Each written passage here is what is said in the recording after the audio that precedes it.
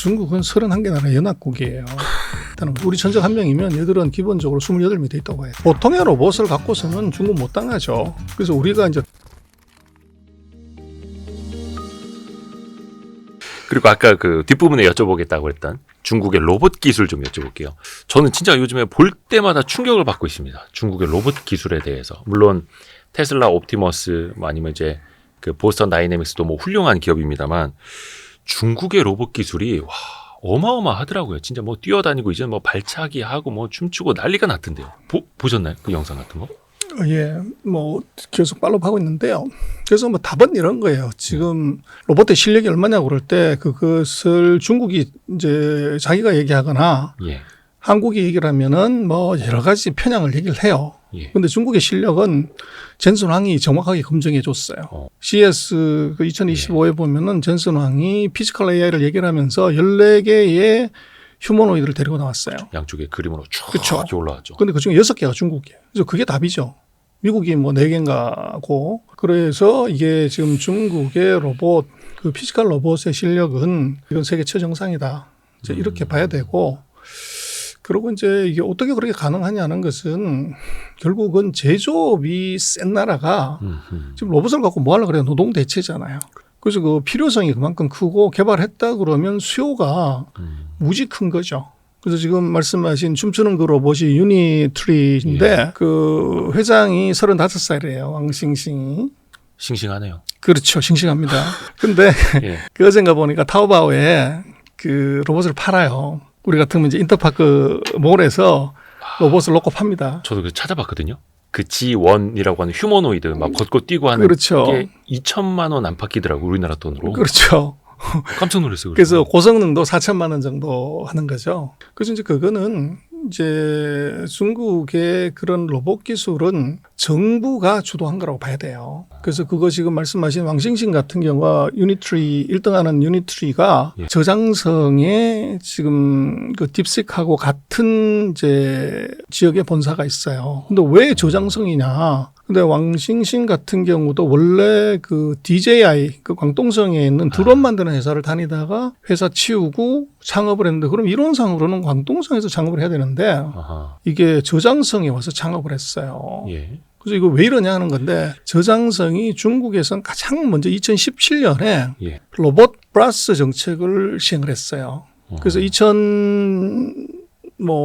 10년인가 13년인가에 그 리커창 총리가 그 인터넷 플러스 정책을 하면서 중국이 전자상거래 왕국이 됐고 네네네. 작년에 보면은 이제 중국이 드디어 AI 플러스로 간다. 리창 총리가 그렇게 얘기를 했는데 예. 그보다 훨씬 앞선 이제 그 2017년에 저장성은 AI 플러스 정책을 가장 먼저 실시를 해요. 그래서 AI 쪽 로봇 플러스 정책을요. 그래서 로봇으로서 이제 모든 걸 다 해결한다. 그러면서 인프라를 무지 잘 갖췄고 그리고 그 지금 이번에 보면 딥시크도 그 량원펑이 예. 저장대학교를 나왔어요. 그래서 저장대학교가 뭐 과거 랭킹으로 보면 한 6, 7등 정도 하는 것다가 작년 랭킹을 보면 3등이에요. 그리고 글로벌 대학 랭킹으로 보면 우리 서울대학이 41등인데 저장대학이 44등입니다. 거의 서울대 수준이에요. 그리고 이제 저장대학 같은 경우는 알리바바의 마윈이 집중적으로 투자하고 서포트하는 이제 거기에서 나온 친구들이 이제 알리바바의 그 전자상거래 관련되는 그쪽에 무지 많이 포진을 했고 아하. 이제 서로 커뮤니케이션을 많이 하는 거죠. 그러다 보니까 이게 정부, 지방정부의 그런 이제 지원 그리고 이 저장대학교 이게 이제 애초부터 이제 우리는 그 중국의 스탠포드가 되겠다.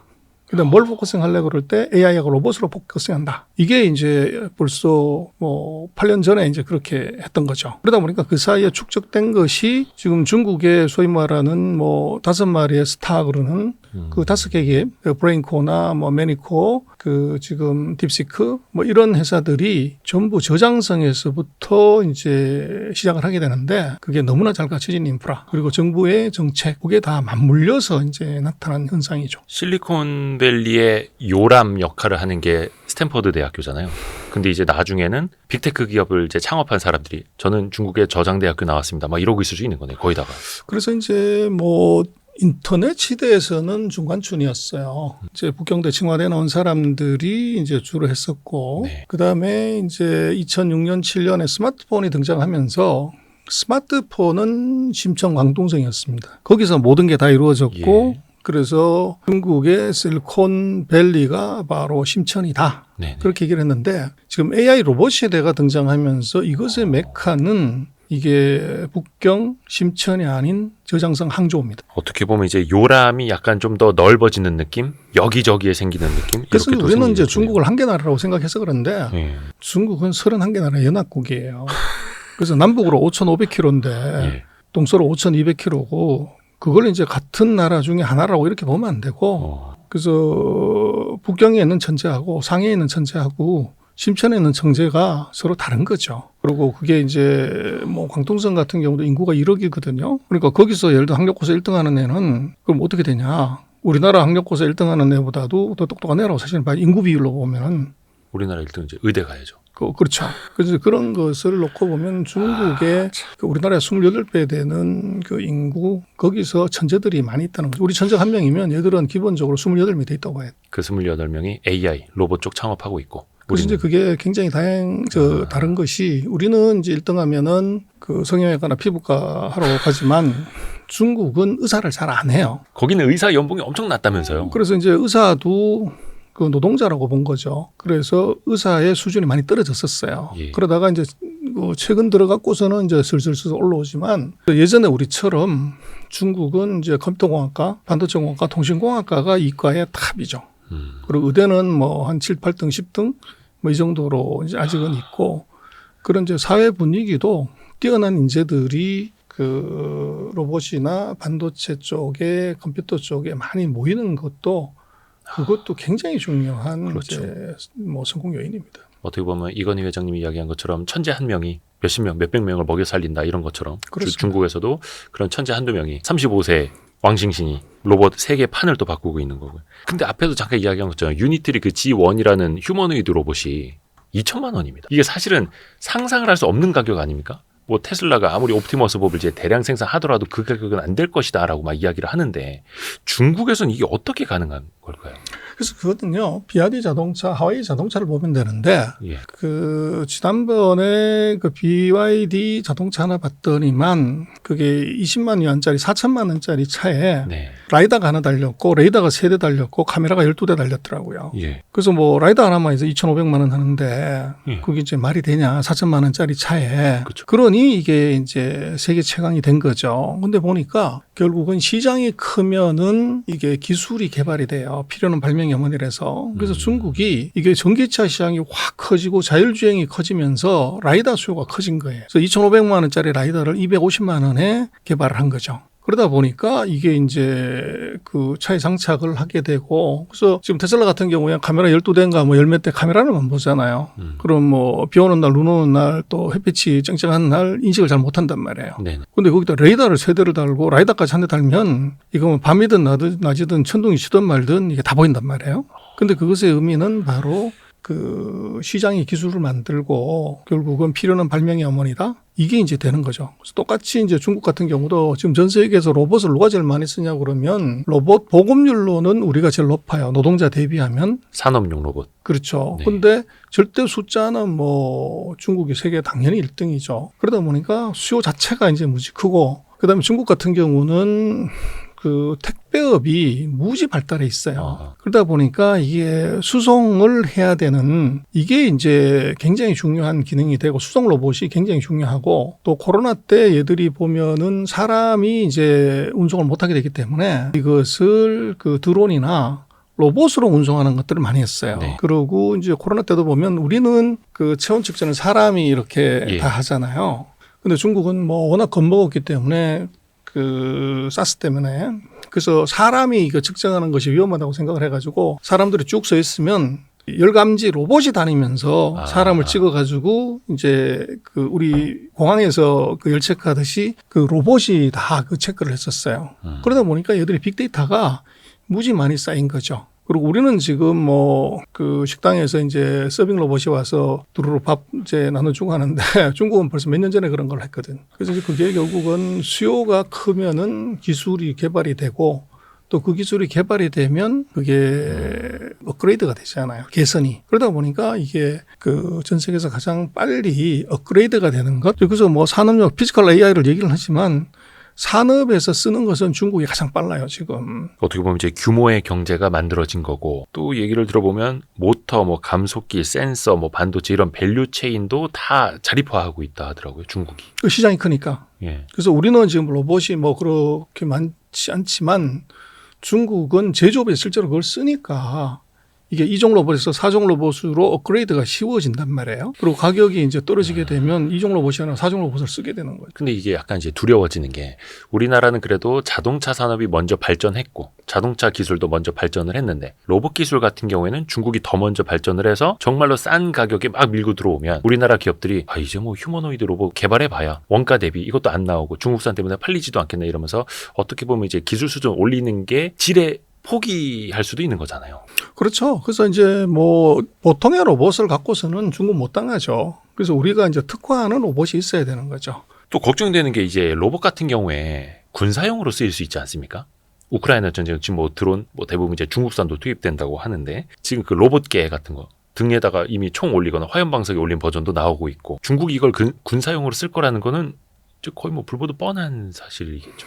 그래서 뭐 군수용이든 민수용이든 상관없는 것이 지금 아마 유니트리 그 영상 한번 찾아보시면 예. 그 위에다가 20kg인가 40kg인가 짐 싣고 맞아요. 이게 막 돌아다녀요. 네. 그럼 거기다가 뭐 배낭을 얹이든 뭘 이제 그 기관 단총을 올리든 뭐 올리면은 바로 무기화가 되는 거죠. 그렇죠. 그래서 뭐 지금 전쟁은 이미 그 보여준 것이 가자 28 전쟁에서 사람이 하는 전쟁이 아니라는 거 보여줬어요. 예. 그래서 보면은 그때 28 전쟁 때 보면 이스라엘이 가자 지구를 24만 명이 다 철동같이 포위를 하고서 공격을 일주일 동안 안 했어. 그래서 왜 안 하냐? 그랬더니 날씨가 안 좋아서. 그 날씨하고 전쟁하고 무슨 상관이 있냐? 그러는데 지금 가자 지구는 전부 땅 밑에 땅굴을 파놓고서 있단 말이에요. 네. 그래서 베트남에서 미군이 패한 이유도 땅굴 밑에 들어갔다가 다 이제 죽었단 말이에요. 그래서 이스라엘은 학습효가 있기 때문에 안 들어간 겁니다. 근데 어떡하냐? 땅굴을 다 먼저 메우고 가서 들어가는데 그 메우는 걸 누가 메우냐 그러면 드론이 날아가서 메우는 거죠. 근데 날씨가 안 좋아서 비가 오면 드론이 못 뜬단 말이에요. 그래서 기다린 거예요. 그래서 공격은 지금 드론이 먼저 가서 땅굴 구멍 다 메우고 그 다음번에 잔존자나 뭐 이런 걸 하기 위해서는 말씀하신 로봇개가 등에다가 기관단총 달아가지고 가서 이제 살아있는 생물체에다가 공격을 한 거죠. 네. 그러고 난 다음번에 이제 확인하러 군대가 들어가는 것이 지금 전쟁이죠. 그래서 그렇게 놓고 보면 그것은 이미 이스라엘에서 그런 걸 하고 있는 거를 전 세계가 다 영상으로 보고 있으면 예. 로봇 그 사종 로봇이 있는 데들은 연히 이게 전투병은 그걸로 대체하는 거죠. 그리고 지금 이제 그게 조금 더 드라마틱하게 놓고 보면 뭐 대만하고의 전쟁이 아마 3차 대전의 트리거가 될 거다 이런 얘기를 많이 하는데 그래서 뭐 미국이 수많은 시나리오를 내죠. 근데 제가 볼 때는 그 시나리오 다 틀렸다. 다 틀린 이유가 지금 트럼프 대통령 같은 경우도 땅을 욕심을 많이 내요. 예. 뭐 가자지구 무슨 뭐 그린랜드 파나마 다 땅을 욕심내는데 만약에 가자지구를 욕심을 내 가지고 정말 그 인종 청소하고 거기다 휴양지 만들었다 그러면 제가 볼 때 미국은 제2, 제3, 제4의 9.11을 맞을 가능성이 높아요. 공공의 적이 많아지면서. 그렇죠. 근데 과거 같았으면 비행기 정도를 몰고 가서 이제 월드 트레이드 센터를 이제 부실 수가 있는데 이제는 드론 가방에다가 5개 정도 넣어가지고 가도 어떤 건물이든 다 부실 수가 있어요. 그래서 그런 상황이기 때문에 지금 대만하고 중국의 전쟁도 제가 볼 때는 전쟁 터졌다 그러면 아마도 중국의 인민해방군은 한 명도 안 갈 거예요. 그래서 금년에 보면 춘절 때 중국이 폭죽을 쏘는 대신에 드론을 갖고서 폭죽을 만들어가지고 날렸어요. 예. 그래서 뭐 난리가 난 거죠. 근데 제가 볼 때는 지금 대만 같은 경우도 중국이 인민해방군 300만 명을 보내는 것이 아니라 드론을 300만 대 날리면 어떻게 되냐. 그럼 드론은 정확하게 TSMC의 공장을 요소마다 정확하게 타격할 수 있어요. 그렇게 되면 뭐 인명살상 당하는 거 하나도 없이 이제 깨끗하게 정리가 될 수가 있죠. 그래서 지금 전쟁은 그렇게 되면 뭐 요격이고 뭐고 할 수 있는 시간이 이거 자체가 없어요. 그래서 이제 그게 로봇, 드론 이게 지금 전쟁이 될 수밖에 없는 것이 전쟁에도 창조 파괴가 나오는 게 $500짜리 AI 이 드론이 이게 $500만 지금 탱크 장갑차를 부시잖아요. 그리고 러시아에 $5천만 방공망을 때려 부신단 말이에요. 그러니까 전쟁의 개념 자체가 지금 달라지는 거죠. 그래서 지금 드론이나 로봇의 문제는 그래서 미국이 지금 AI나 뭐 이런 것들을 강력하게 중국에 통제를 하는 이유도 이제 군용, 민용, 양용으로 쓸 수 있는 가능성이 있다고 보기 때문에 그런 거죠. 창조적 파괴, 파괴적 혁신 이야기는 정말 많이 듣는데 이게 진짜 파괴하는 데 쓰일 수 있다라는 것도. 그렇습니다. 그러면은 미국 같은 경우에는 더더욱이 중국산 반도체라든지 드론이라든지 로봇이라든지 더 제재할 필요성을 더 크게 느낄 것 아닙니까? 근데 이미 드론은 뭐 제재해도 별 소용이 없고요. 예. 그리고 이제 로봇도 마찬가지로 거기에 지금 뭐 상당한 부분을 국산화했기 때문에 상대적으로 단기적으로는 타격을 받을 수 있지만 장기적으로는 뭐 그렇게 치명적일 수가 없죠. 이미 앞에서 이야기했던 것처럼 뭐 서버모터, 감속기, 센싱 뭐 다 중국 내에서 밸류체인을 내재화했기 때문에 제재를 해도 별 소용이 없다. 그래서 딥시크하고 같은 결과가 나올 수 있죠. 더더욱 뭐 반도체 같은 경우에라도 더 예를 들어서 EUV 안 돼라고 했다면 이제는 DUV도 안 돼. 뭐 이렇게 더 깊이 갈 수 있지 않겠습니까? 그럴 수 있고 이제 더 나쁜 것은 이제 범용 반도체 자체를 팔지 마라.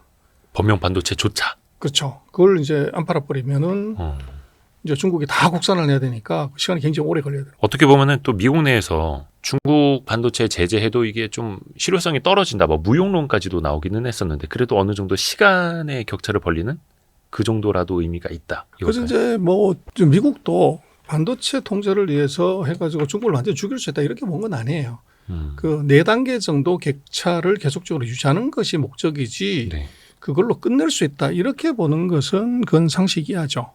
이하고 이제 무용론은 딥시크가 터지면서 이제 그런 거고 그러나 고성능 생성형 AI를 만들려고 하면 여전히 고성능 칩이 필요해요. 그래서 지금 정도 뭐 5포 정도의 수준에서는 중국이 지금 있는 칩으로 할 수 있지만 또 앞으로 나가려고 하면은 지금보다도 훨씬 더 고성능의 알고리즘을 개발하든지 아니면은 이제 고성능 칩이 반드시 있어야 되는 거죠. 네. 그래서 요거는 뭐 중국의 그런 칩의 제재는 중국이 더 고성능의 이 칩을 사용해서 더 고성능의 AI 모델을 만드는 것을 막는 데는 여전히 유효하죠. 그리고 그거는 뭐 미국이 풀었다 그러면 이제 완전 바보짓 하는 거고요.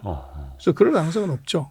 없고 대신 이제 그게 후유증은 중국이 이제 이번 딥시크 사태를 통해 가지고도 목숨 걸고 반도체 국산화를 가속화시킨다는 겁니다. 누를수록 그렇죠. 한쪽에서는 더 뛰어오르고 필요에 그렇죠. 의해서. 그렇죠. 마지막 요 질문 한번 드려볼게요. 그 트럼프 미국 대통령이 시진핑 중국 국가주석의 방미를 희망한다. 미중 간에 새로운 무역 협정을 맺는 것도 가능하다 이렇게 이야기를 했거든요. 이건 좀 어떤 의도가 있을까요? 그래서 뭐 트럼프 얘기는 아침 다르고 저녁 다르기 때문에 예. 뭐 그 먼저는 한 달 전에는 자기가 가겠다고 그랬다가 석 달 안에 시임하면 간다고 그랬다가 이번엔 또 반대로 이제 오라고 얘기하는 것은 왔다 갔다 하는 거죠. 그래서 그거는 신뢰성은 좀 떨어지고요. 그 오든지 가든지 간에 먼저 전제 조건은 마쿠 협상이 끝나야 됩니다. 그래서 서로 기브 앤 테이크가 결정이 돼야 가는 것이고 네. 그것은 뭐 이제 첫 번째는 트럼프가 얘기하는 무역 수지 흑자를 얼마를 줄일래. 그래서 역으로는 미국이 이제 파는 물건을 얼마를 더 사줄래 하는 것의 규모가 일단 정해져야 될 거고 네. 또 반대로 그걸 사준다고 했을 때 그 중국은 반드시 기술 제재를 풀어달라고 할 거란 말이에요. 네. 근데 그걸 어디까지 풀어줄 수 있냐 하는 것에 균형점이 맞지 않으면 초청을 하든 방문한다고 하든 이건 할 수가 없어요.